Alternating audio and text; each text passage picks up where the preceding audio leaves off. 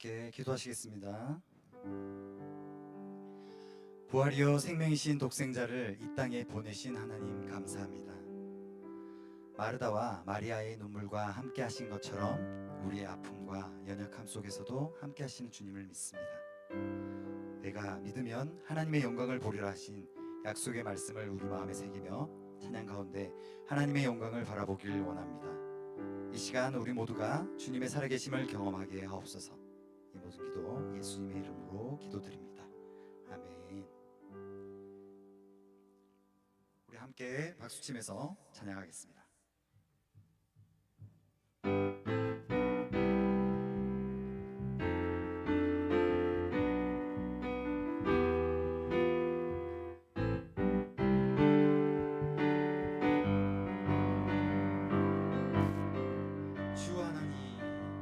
주 하나님 독생자 예수 날 위하여 오시었네.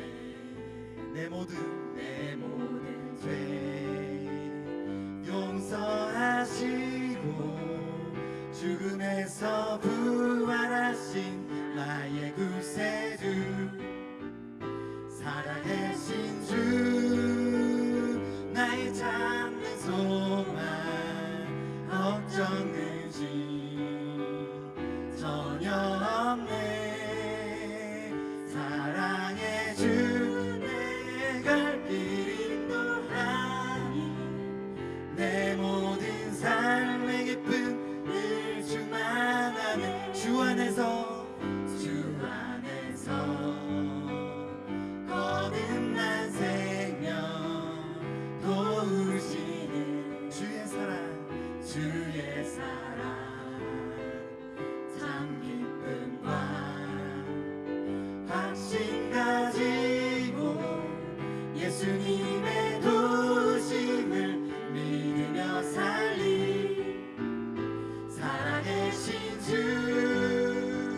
나의 참된 소망 걱정 근심 전혀 없네. 사랑의 주 내 갈 길 인도하니 내 모든 삶의 기쁨 늘 주만 아네. 다시 한번 힘차게 박수 치겠습니다.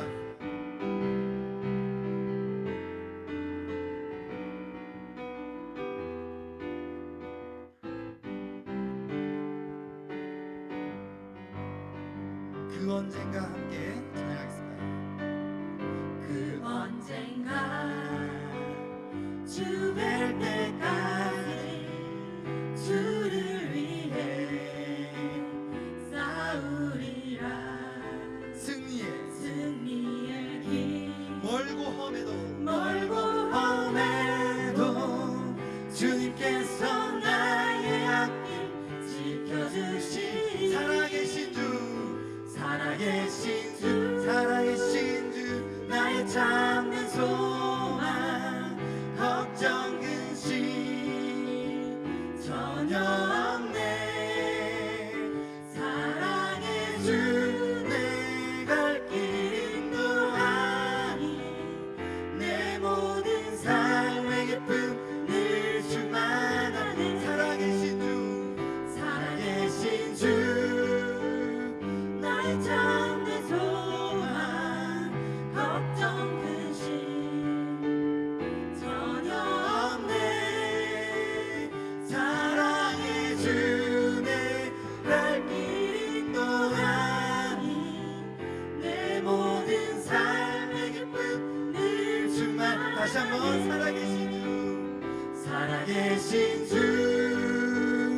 나의 참된 소망 걱정 근심 전혀 없네. 사랑의 주 내 갈 길 인도하니 내 모든 삶의 기쁨 늘 주만 아네. 사랑의 주 내 갈 길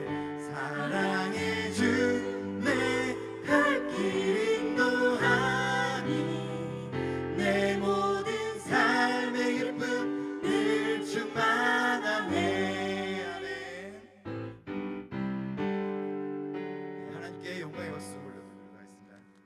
할렐루야.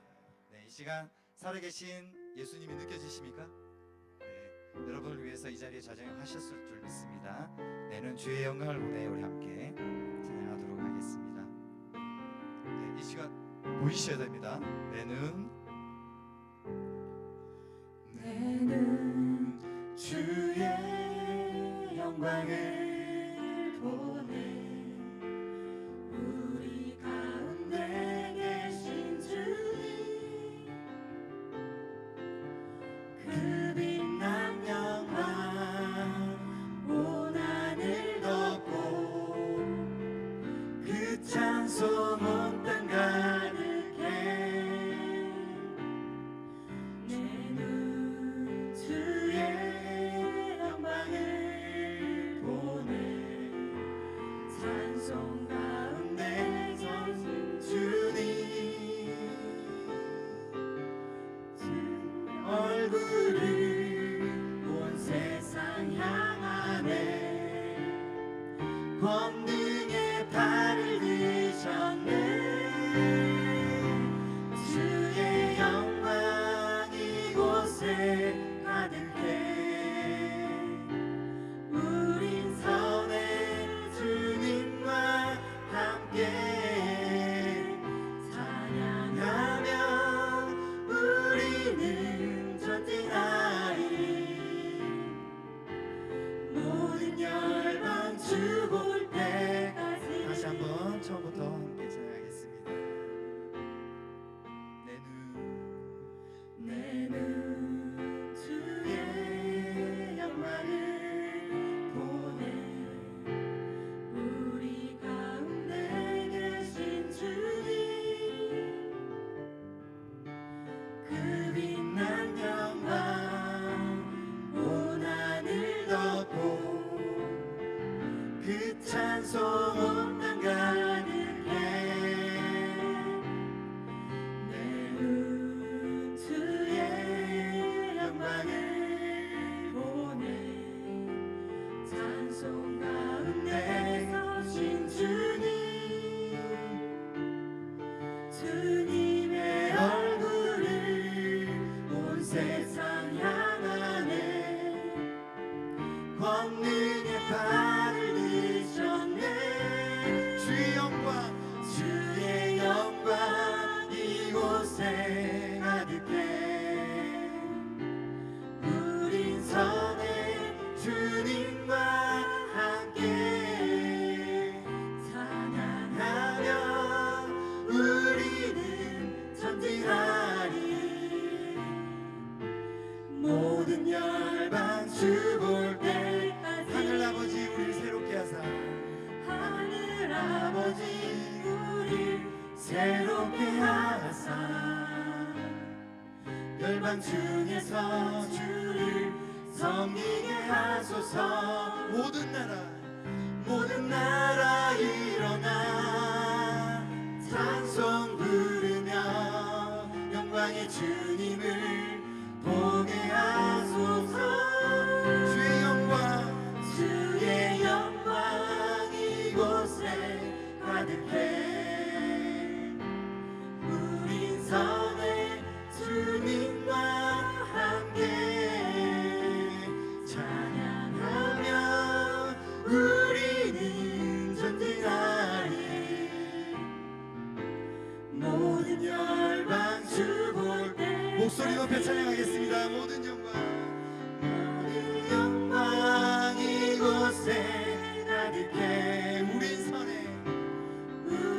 선의 주님과 함께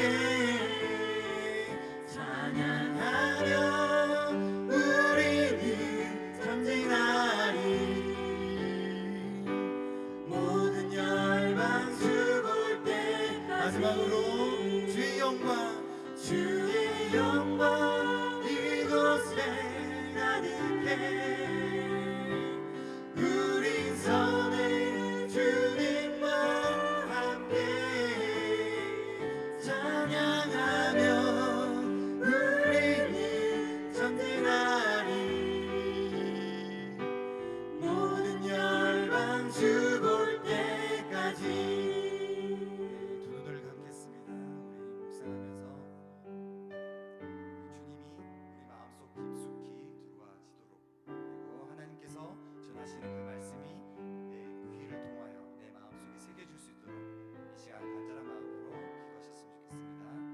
주시겠습니다.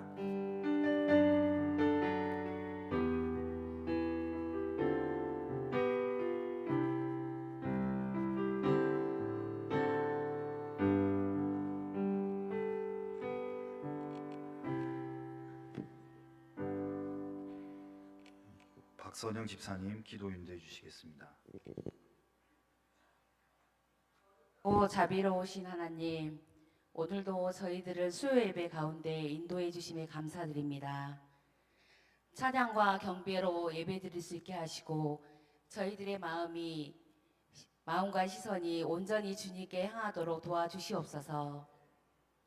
지난 며칠간의 삶 속에서도 주님의 뜻대로 살지 못하고 내 마음대로 세상의 염려와 풍조를 따르며 안일하게 살았음을 고백합니다. 이 시간 회개하오니 주님의 보혈로 저희의 더러워진 심령을 깨끗하게 씻어 주시옵소서. 제 짐에 억눌린 예배가 아니라 제 씻음 받은 기쁨으로 드려지는 참된 예배가 되게 하실 줄 믿습니다. 사랑과 긍휼의 하나님, 전쟁과 자연재해 등으로부터 기근이 없게 하시고 세계 평화를 위한 기도가 끊이지 않게 하시옵소서. 믿음을 가진 자들이 선교적 사명을 띠고 복음화에 더 힘쓰게 하시옵소서. 이 나라의 이정자와 지도자들에게 하나님을 경외하는 마음과 하나님의 뜻을 분별하는 지혜를 주시옵고 목회자들과 성도들의 깨어있는 기도로 성령님의 역사하심을 힘입어 이 민족의 구원도 허락하여 주시옵소서. 저희 베델교회를 위해 기도합니다. 베델교회의 지체들이 서로 합력하여 선을 이루고 한 사람의 순종으로 많은 사람이 의인되는 길에서 주의 일을 감당하게 하시옵소서. 예수 그리스도는 순종으로 많은 사람을 의인되게 하시고 우리는 그리스도 안에서 하나님의 은혜로 구원받았음을 저희의 입술로 고백하는 베델의 성도들이 되게 하시옵소서. 목사님의 목회 비전 위에도 함께하사 성도들과 연합하여 하나님 나라의 선한 선교 공동체가 되게 하시고 서로 사랑하고 섬기며 하나님께 불순종하는 모습들은 드러내지 않는 그리스도인이 되길 소망합니다. 지금 총회에 참석하신 담임 목사님과 장로님께도 은혜 내려주시고 모든 일정 속에 하나님만이 임재하시고 동행하여 주시옵소서.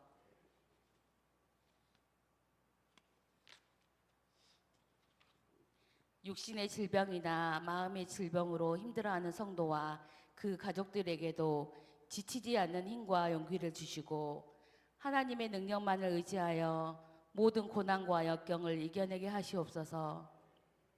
때로는 지치고 힘들고 울부짖고 싶을 때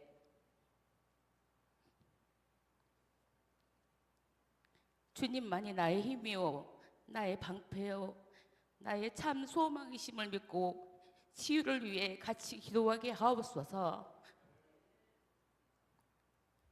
다음 세대의 믿음을 위해 가정에서나 사회에서나 교회에서나 믿음의 리더자로 본을 보여주는 삶을 살게 하옵소서. 하나님의 자녀들이 어둠 속에서도 세상의 빛이 되어 선한 영향력을 끼칠 수 있도록 은혜 내려주실 줄 믿습니다. 이 시간 백보아 목사님께서 말씀 전하실 때 선포되는 말씀이 우리의 잠자는 영혼을 깨우는 능력이 되게 하시고 상한 심령이 위로받고 역사가 일어나게 하시옵소서. 말씀을 듣는 저희의 마음에 아멘으로 화답하고 그 말씀 붙들고 세상에 나가 승리하는 삶이 되게 하옵소서. 모든 영광을 주님께 올려드리오며 우리의 길과 생명 되시는 예수 그리스도의 이름으로 간절히 기도드립니다. 아멘.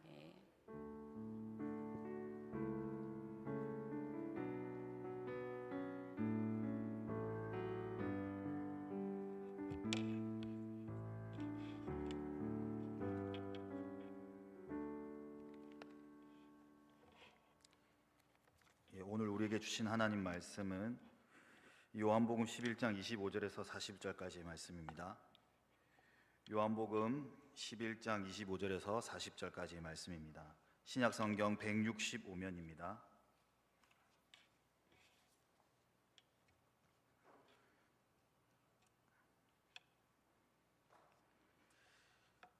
저와 여러분이 한 절씩 교독하시겠습니다.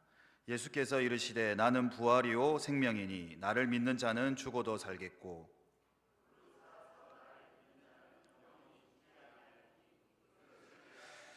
이르되 주여 그러하외다. 주는 그리스도시요 세상에 오시는 하나님의 아들이신 줄 내가 믿나이다.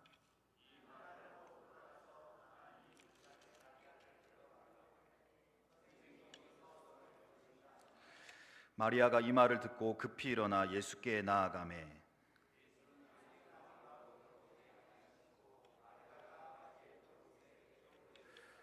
마리아와 함께 집에 있어 위로하던 유대인들은 그가 급히 일어나 나가는 것을 보고 곡하러 무덤에 가는 줄로 생각하고 따라가더니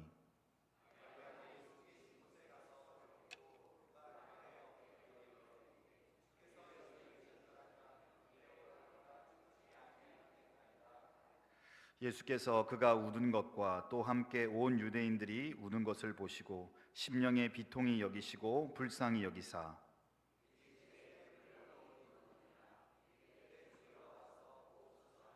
예수께서 눈물을 흘리시더라.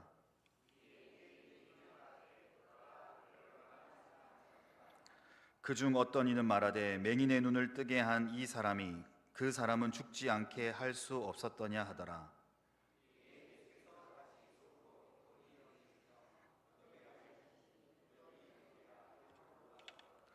예수께서 이르시되 돌을 옮겨 놓으라 하시니 그 죽은 자의 눈이 마르다가 이르되 주여 죽은 지가 나흘이 되었음에 벌써 냄새가 나나이다.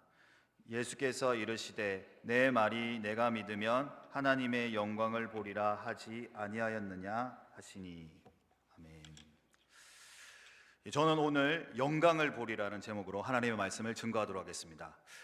사람들은 왜 죽어야만 할까요? 여러분 이 죽음에 대해서 고민해 보셨습니까?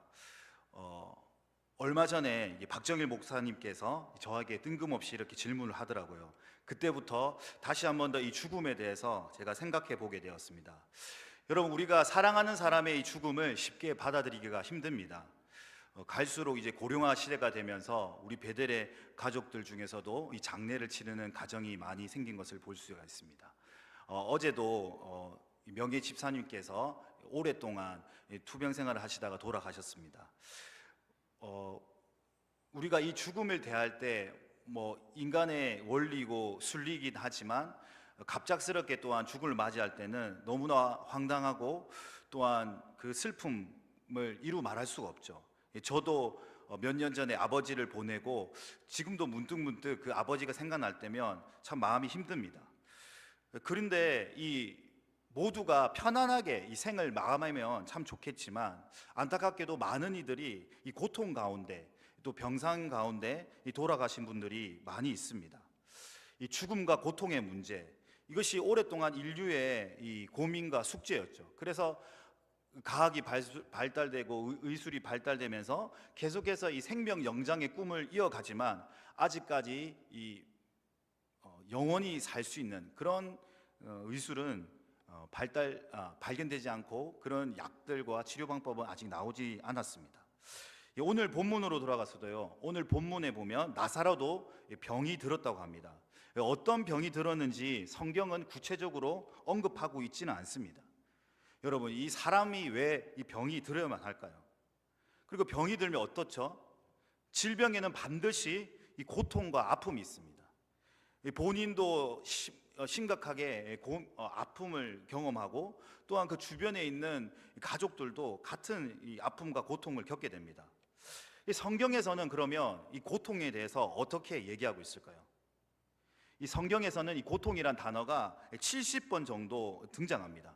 처음 등장한 것이 이 고통이라는 단어가 처음 등장한 것이 이 자녀 출산의 고통에서 기원을 찾을 수가 있습니다. 또 여자에게 이르시되 내가 내게 임신하는 고통을 크게 더하리니 내가 수고하고 자식을 낳을 것이며 너는 남편을 원하고 남편은 너를 다스릴 것이니라 하시고 임신하는 고통을 크게 더하리라 이렇게 하면서 이 고통이라는 단어가 창세기 3장 16절에 처음 등장하죠.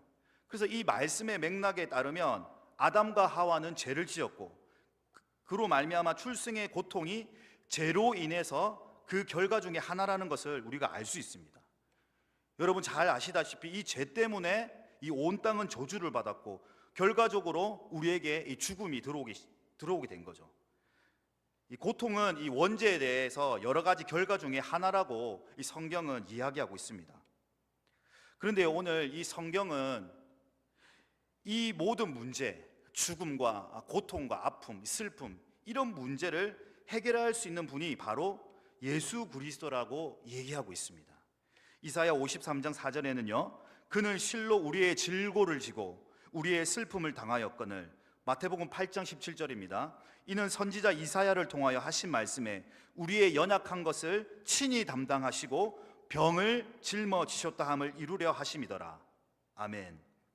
예수님께서는 이 모든 질고를 지고 슬픔을 당하시고 우리의 연약한 것과 우리의 모든 병들을 짊어지셨다고 성경은 이렇게 얘기하고 있습니다.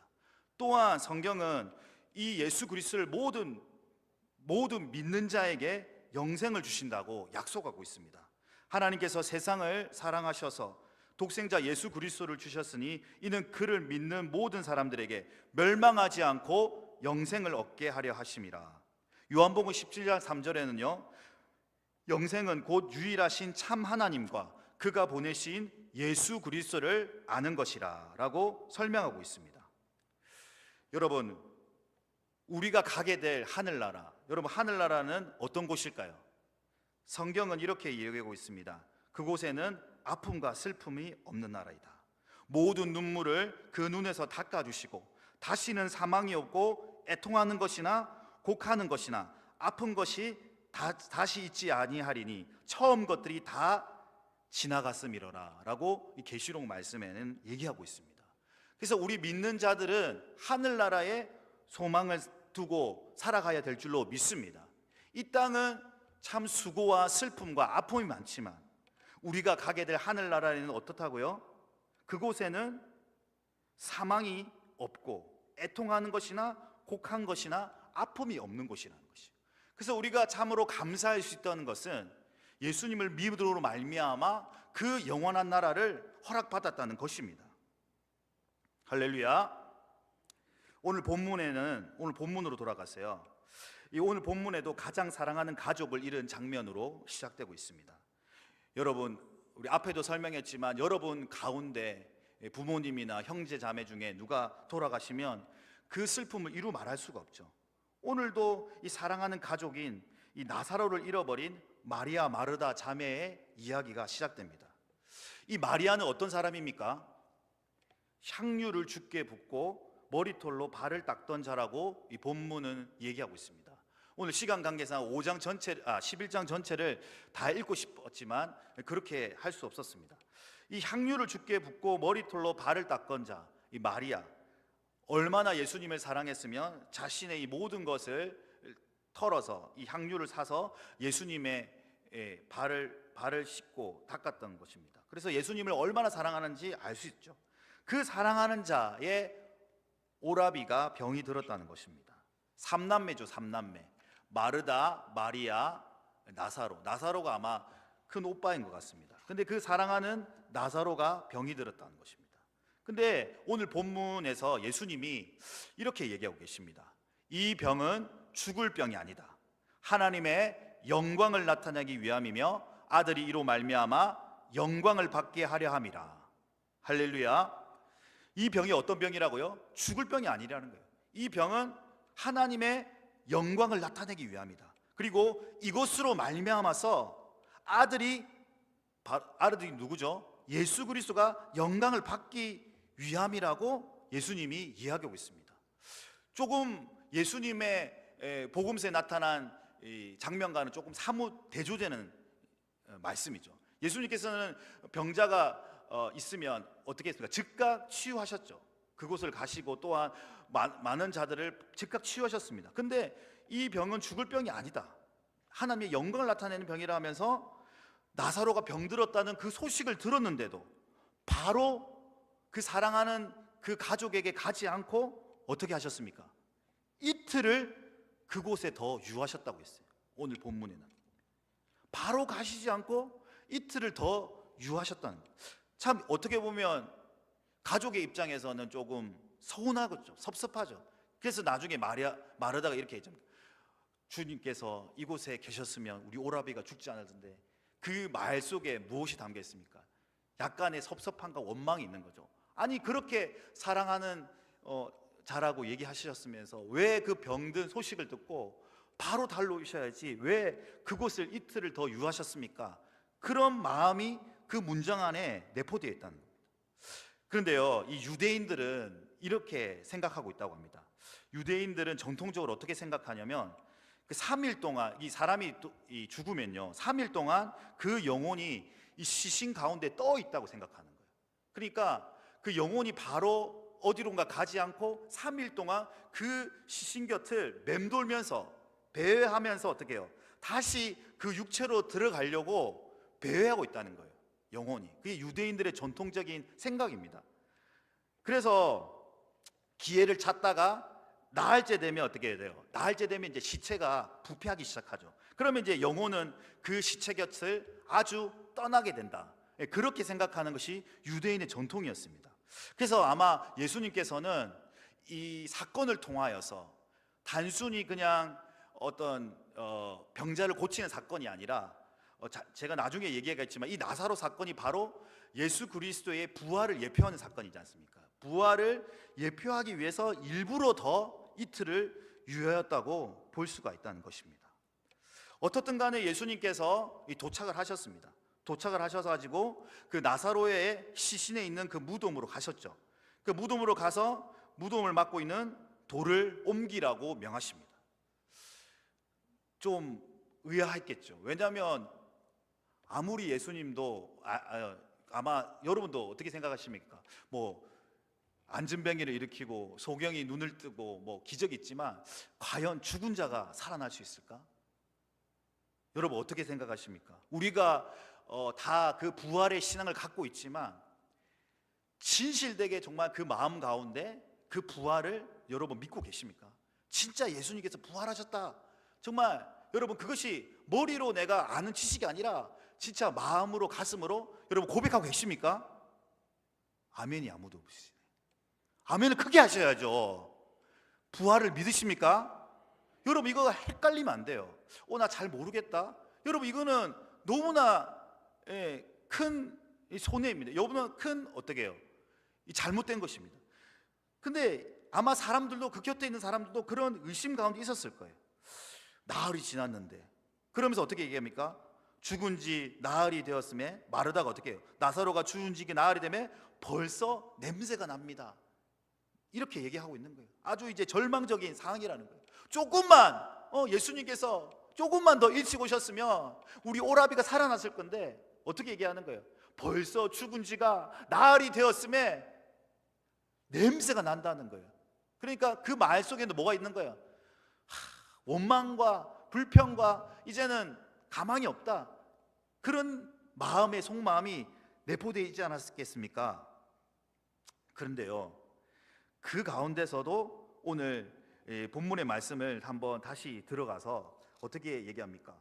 이 마르다가 이렇게 고백합니다. 22절 말씀입니다. 읽어보겠습니다. 시작.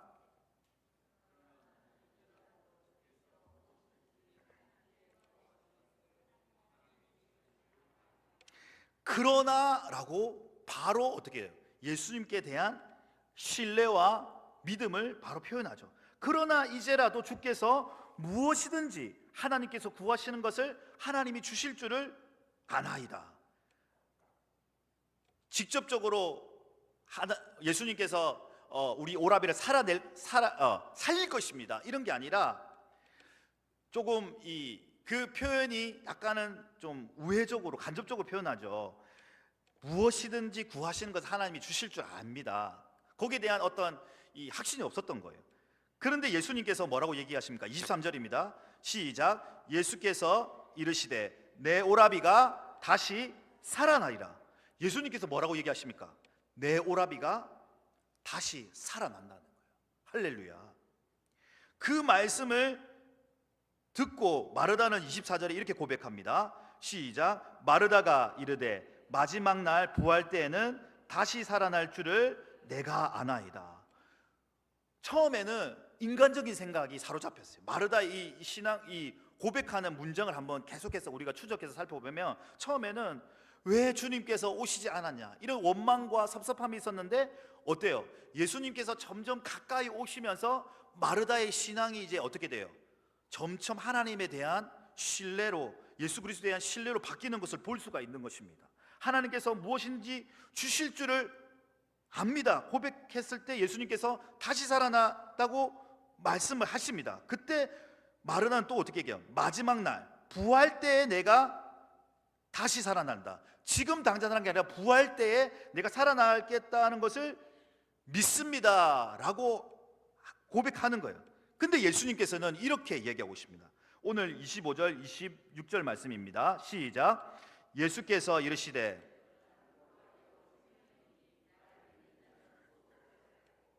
무릇 살았어 나를 믿는 자는 죽지 아니하리니 이것을 내가 믿느냐. 예수님께서 뭐라고 얘기해요? 내가 뭐예요? 부활이요 생명이다. 바로 자신이 누구이다를 바로 선언하시는 거예요. 내가 바로 그 부활이다. 내가 참된 생명이다. 나를 믿는 자는 죽어도 살겠고 살아서 믿는 자는 영원히 죽지 아니하리라고 이것을 선포하시는 거예요. 할렐루야.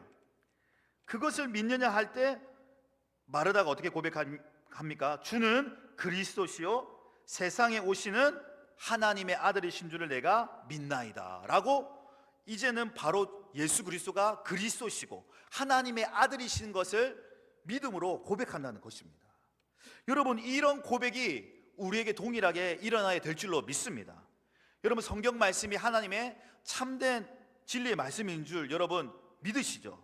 그러면 우리도 이 부활의 사건을 단순히 지적으로 동의하거나 아는 것으로 그치는 것이 아니라 내 신앙의 믿음으로 고백해야 될 줄로 믿습니다. 여러분, 왜 예수님께서 나흘째 오셔서 이 말씀을 들려주셨을까요?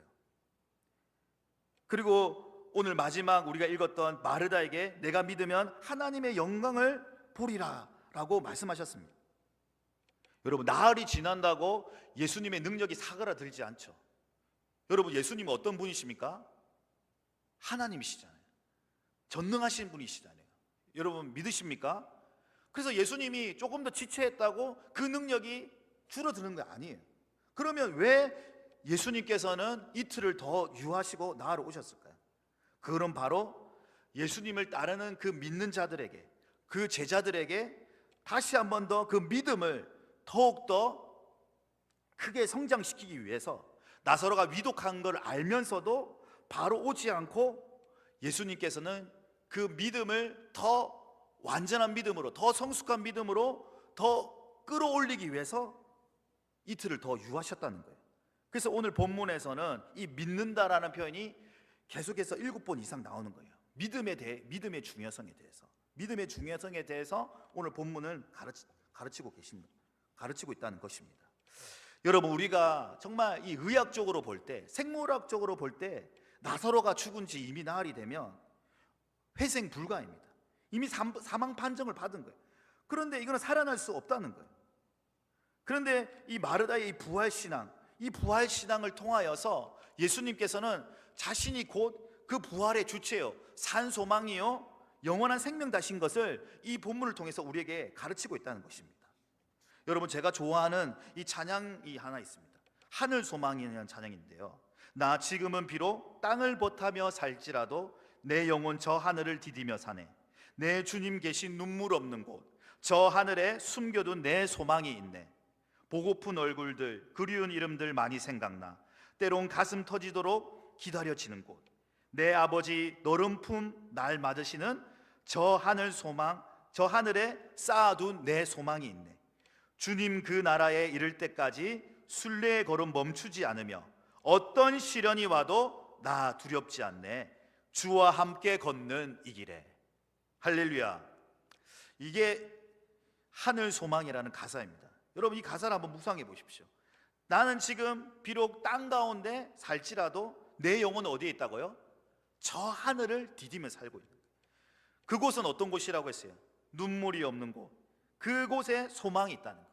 그곳에 보고픈 얼굴들, 그리운 이름들이 우리를 기다려 기다리고 계신다는 거예요. 그리고 하나님께서도 우리를 기다리고 계신다는 거예요. 그래서 우리는 그 주님의 그 나라에 이를 때까지 순례의 걸음을 멈추면 안 된다. 어떤 시련이 와도 나는 두려워하지 않을 것이다. 주님과 함께 있는 그 길에 하늘에 소망이 있기 때문이라는 것이죠. 할렐루야. 여러분, 우리가 부활이 없으면 이 세상에서 가장 불쌍한 자입니다. 누가 그렇게 얘기했어요? 사도 바울이에요. 우리의 기독교의 가장 근간이 되는 신앙이 뭐예요? 바로 부활 신앙이에요. 마지막 때에 살아나는 신앙, 그리고 영원한 생명을 우리에게 허락받은 그 신앙이기 때문에 우리가 지금 환난과 핍박과 어떤 고난 가운데 있어도 소망을 가질 수가 있다는 거예요. 어떤 상황 가운데서도 우리가 믿음을 잃어버리지 않고 하나님께 대한 소망을 가질 수 있는 이유는 바로 예수 그리스도께서 죄와 사망의 권세를 이기시고 부활하셨기 때문입니다. 할렐루야. 이 사실이 내 가슴에 진짜 와닿아야 되는 거예요. 이게 바로 진짜 부활 신앙이라는 거예요. 그러면서 우리는 이 모든 것을 넉넉히 이길 수가 있는 것입니다. 여러분, 하나님에 대한 이런 믿음이, 전적인 믿음이 다시 회복될 수 있기를 바랍니다. 예수님께서 말씀하셨습니다. 내 오라비가 다시 살아나리라. 그 말에 마르다는 반박하지 않고 바로 부활 때에 다시 살아날 줄을 믿습니다. 그리고 하나님의 아들이 그리스도인 것을 믿음으로 고백했던 것처럼 하나님께서도 우리에게 그 믿음의 고백을 듣기를 원하시는 거예요. 여러분 가운데 어떤 질병과 어떤 어려움 가운데, 환난 가운데 처해 있는 성도가 있습니까? 여러분, 우리가 그 환경을 바라보지 않고 우리의 산 소망 대신 예수 그리스도를 붙잡아야 될 줄로 믿습니다. 오늘 이 사건을 통해서 예수 그리스도가 우리의 영원한 참된 생명이고 진리인 것을 우리에게 보여주고 있다는 것입니다. 성경은 이렇게 얘기하고 있습니다. 오직 그에게만 죽지 아니함이 있고 가까이 가지 못할 빛에 거하시고 어떤 사람도 보지 못하였고 또 볼 수 없는 신이 그에게는 존귀와 영원한 권능을 돌릴지어다. 아멘.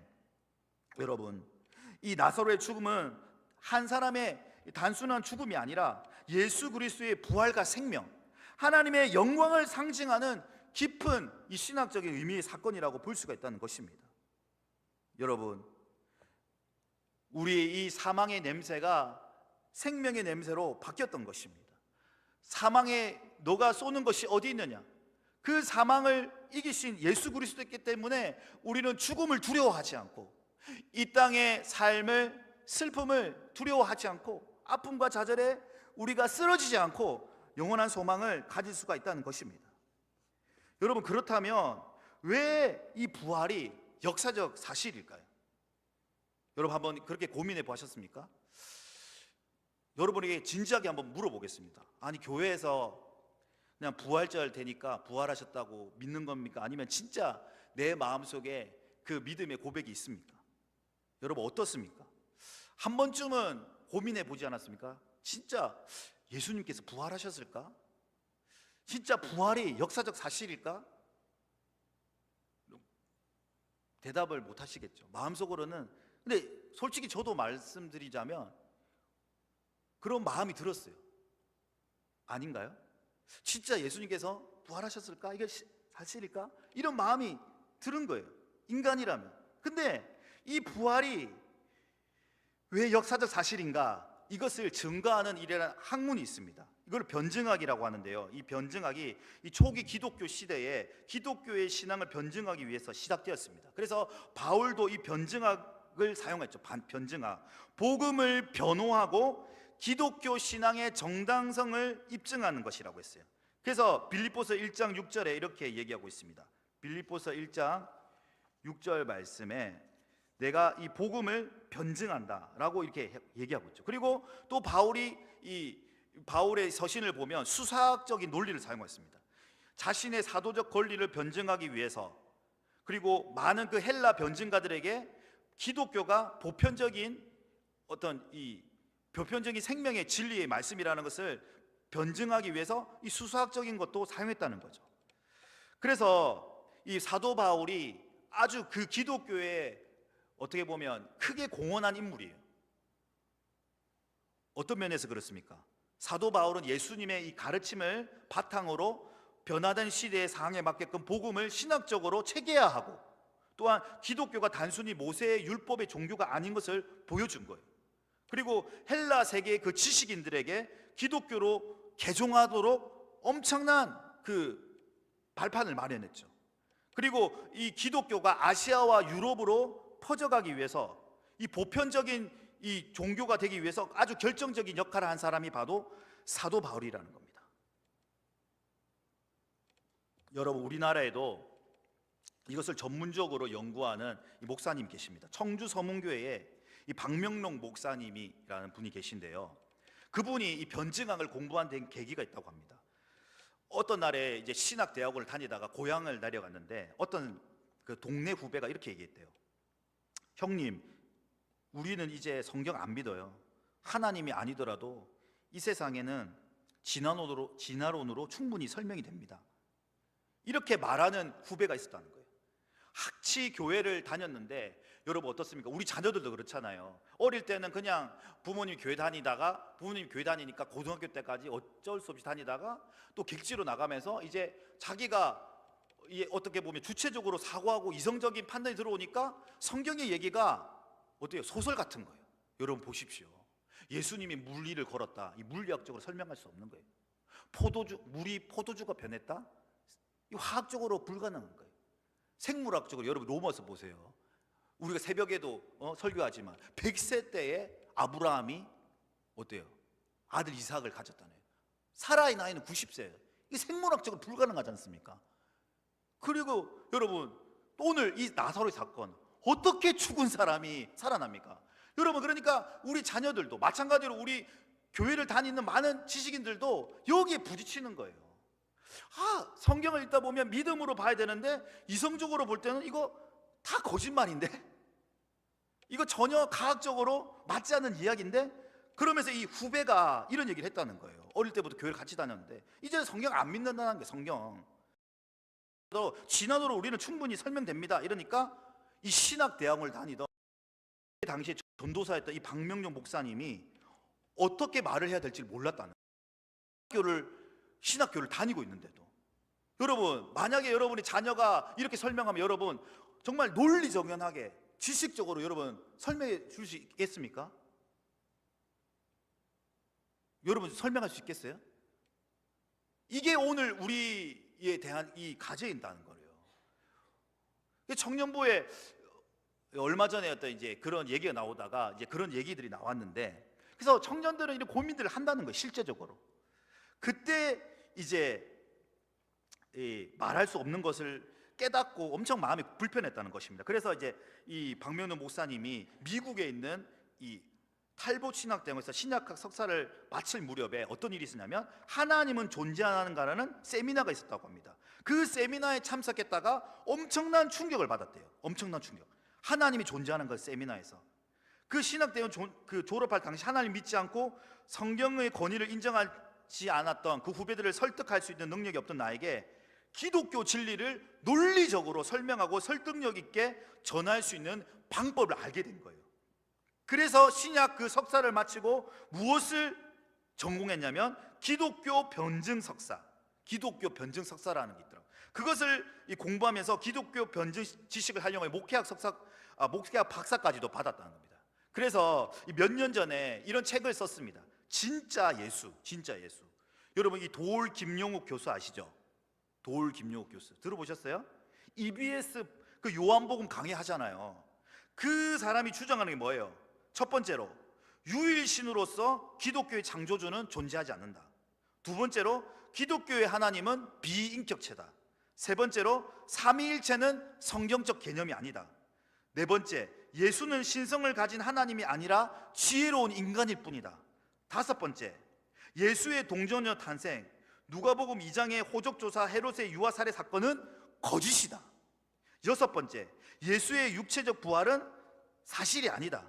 이런 주장으로 기독교 신앙을 비판하고 있는 거예요. 여러분 이게 비단 도올 김용욱 교수의 문제가 아니라 오늘날 많은 신학교의 교수들이 신학교에서 이런 가르침을 가르치고 있다는 거예요. 자유주의 신학.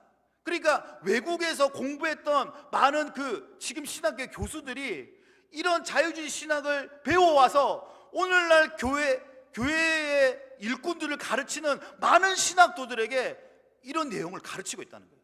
그래서 저는 처음 그 신학교 들어갔을 때 어떤 과목을 들었냐면, 이게 1학년 처음 들어가면 구약학 개론이라고 있거든요. 구약학 개론.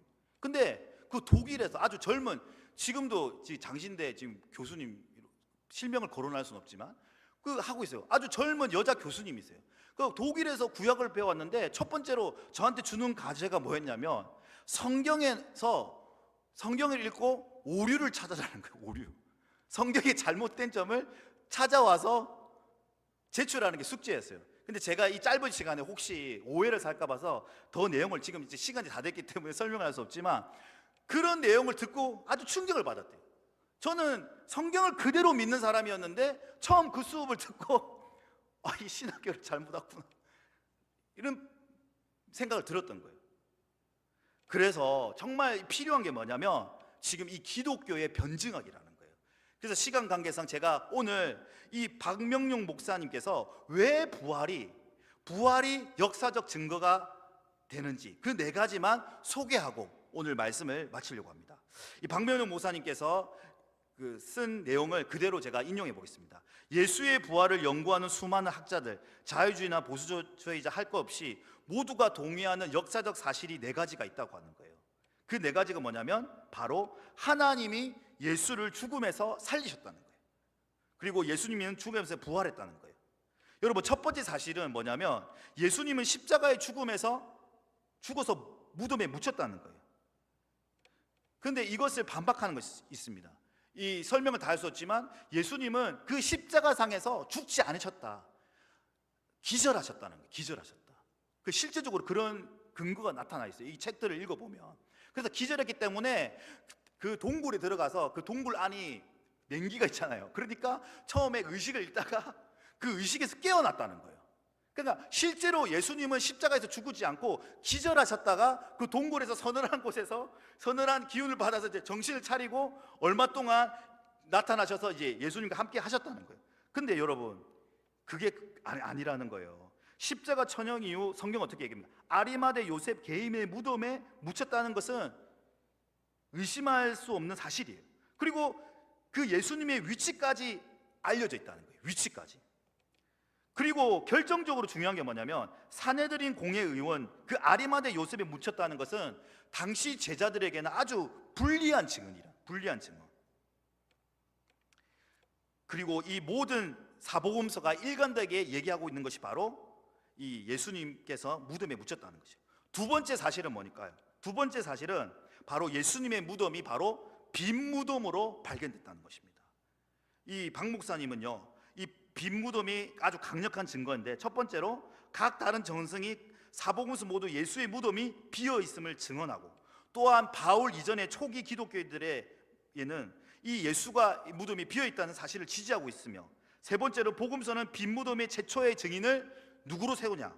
바로 여인들을 세웠다는 거예요. 첫 번째로 목격자가 누구예요? 그 무덤에 가서 예수를 만났던 여자는 여자. 근데 1세기 당시 유대인과 권력자들은 그 무덤의 위치를 알고 있다고 신하고 있는데, 이 유대 법정에서는 여인들에게는 이 법적 효력이 없어요, 여러분. 만약에 이것을 그럴듯하게 사실로 꾸며내려고 하면 어떻게 하겠습니까? 남자를 증인으로 세워야 되겠죠. 왜냐하면 여자는 법적인 증언이 없기 때문에. 근데 복음서는 사실 그대로 어떻게 얘기하고 있어요? 여인들이 처음 그 무덤에 가서 예수님을 만났다고 증언하는 거예요. 실제적으로 여인들의 부활을 그렇게 얘기하고 있다는 것입니다. 그리고 세 번째로는요, 무엇을 얘기하고 있습니까?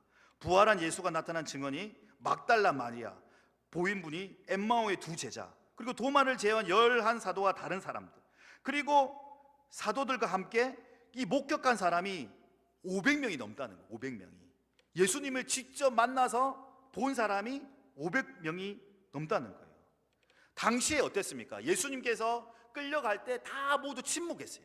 다 침묵하고 다 뿔뿔이 도망쳤습니다. 다 어땠어요? 도망가기 바빴어요. 근데 갑자기 어떤 일이 일어났어요? 예수님이 부활하시자 이곳에서 저곳에서 곳곳에서 어떤 일들이 일어나요? 예수님의 부활을, 살아나신 예수님을 내가 만났다, 살아나신 예수님을 내가 만났다라고 그 사실을 어떻게 전했습니까? 목숨 걸고 전파하기 시작하는 거예요. 이게 진짜 예수의 부활을 증언하는 핵심적인 사건이라는 거예요. 예수님의 제자들이 그 부활하신 예수님을 만난 경험 때문에 삶이 어떻게 해요? 급격하게 변화되는 거예요. 다 예수를 부인하고 뿔뿔이 도망쳤어요. 자신을 살려고 다 문을 닫고 숨어 지냈어요. 근데 부활하신 예수님이 어때요? 그 문을 통과하고 나타나셨죠. 그때 어떻습니까? 그 부활하신 예수님을 보고 그 예수님의 제자들이 사도행전을 보면 부활한 예수님을 증거하기 시작한 거예요. 예수께서 부활하신 사실. 그러니까 초대 교회 모든 사람들은 어떻게 전도를 했냐면 예수님께서 다시 살아나셨습니다, 예수님께서 부활하셨습니다, 이것을 가장 먼저 전하기 시작한 거예요. 왜? 그들이 직접 예수님을, 부활하신 예수님을 만났기 때문이에요. 여러분 어떻습니까? 그런 사실을 통해서 여러분 부활이 직접적인 사실이라는 것을 얘기하고 있다는 겁니다.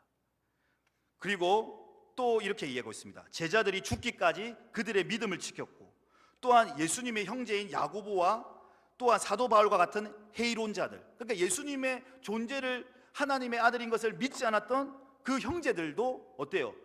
예수님의 제자가 되기 시작한 거예요. 또 사도 바울은 어땠습니까? 사도 바울은 예수님의 제자들을 죽이려고 했죠. 근데 예수님을 만나고 나서 어때요? 그 삶이 완전 통째로 변화되기 시작한 거예요. 이 모든 상황을 통해서 예수님은 하나님의 아들이시고 또 인간의 몸으로 오신 하나님이심을 알려주고 있다는 것입니다. 여러분, 예수 그리스도의 부활은 기독교 진리의 핵심입니다. 그리고 그 부분을 통해서 우리는, 그 부활의 첫 열매를 통해서 우리는 구원받을 수 있다는 것입니다.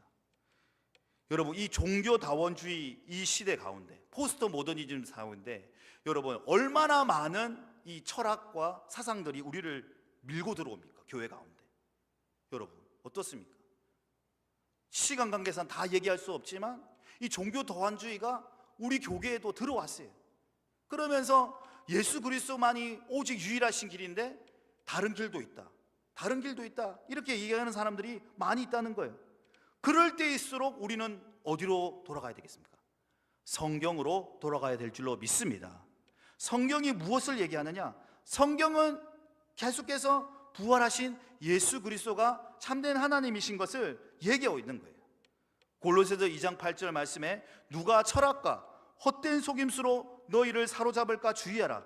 이것은 사람의 정통과 세상의 초등학문을 따름이요 그리스도를 따름이 아니라고 했는 거예요. 여러분, 많은 그런 철학과 속임수들이 이것을 믿지 못하게 하는 거예요. 그럴 때일수록 우리는 어떻게 돼요?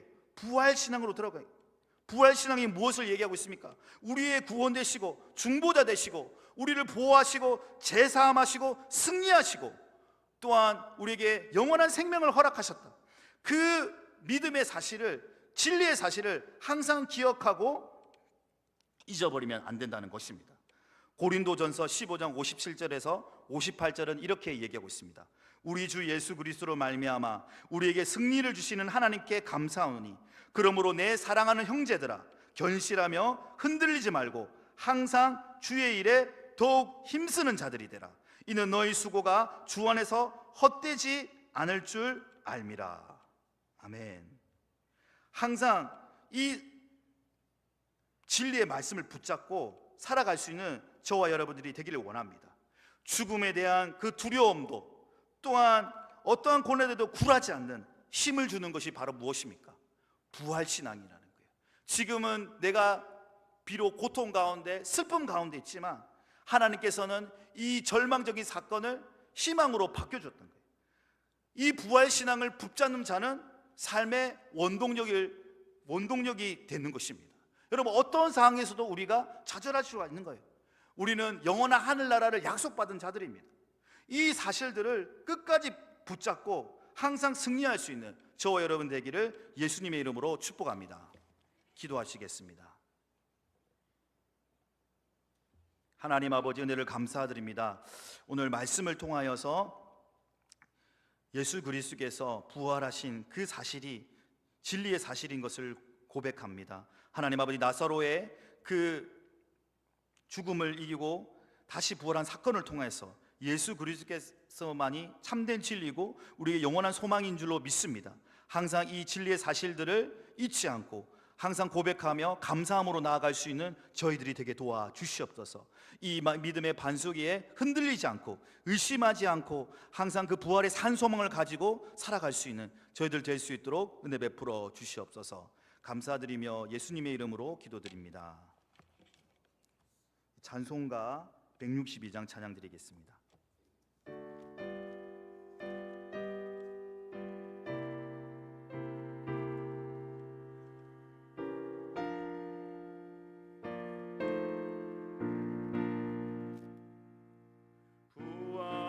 부활하신 구세주 나 항상 섬기네. 온 세상 조롱해도 주 정령 사셨네.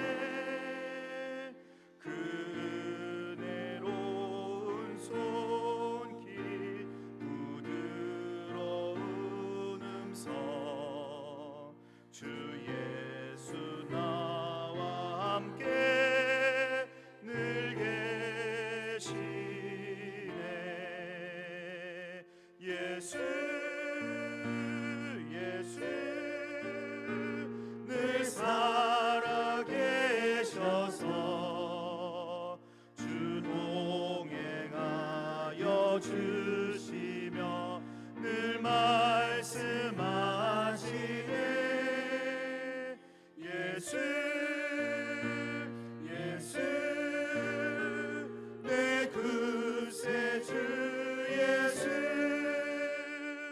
내 맘에 살아계시네. 늘 살아계시네.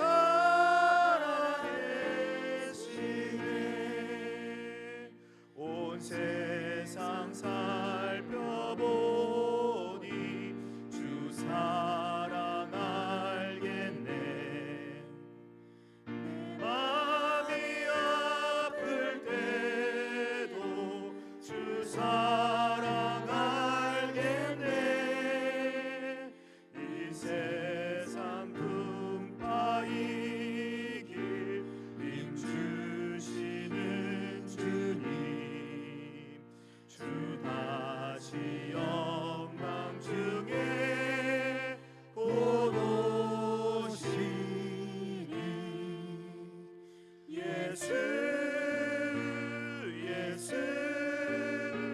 늘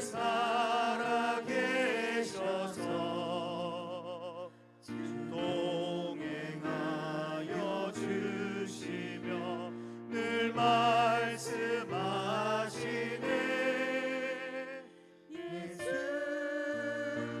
예수 내 구세주 예수 내 맘에 살아계시네. 늘 살아계시네.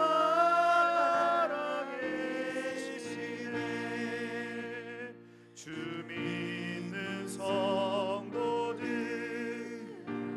다 기쁜 노래로 주 예수 우리와 함께 다 찬양 드리세. 이 세상 소망이요 참 친구 되시는 주 예수 영원토록 찬양하세. 예수 늘 살아계셔서 주 동행하여 주시며 늘 말씀하시네.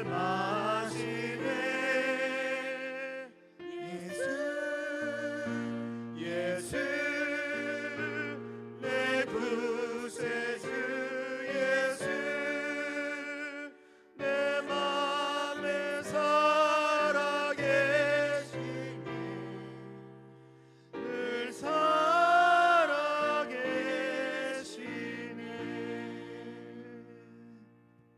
지금은 우리 주 예수 그리스도의 은혜와 하나님 아버지의 무한하신 사랑과 성령 하나님의 내주 교통 인도하심이 우리의 영원한 참된 소망이시고 죄와 사망의 권세를 이기신 부활하신 그 예수 그리스도를 믿고 따르는 모든 성도들 머리 위에 그들의 가정과 그들의 일터와 모든 삶의 현장 가운데 하나님의 충만하신 사랑이 지금부터 영원토록 함께 계시기를 간절히 축원하옵나이다.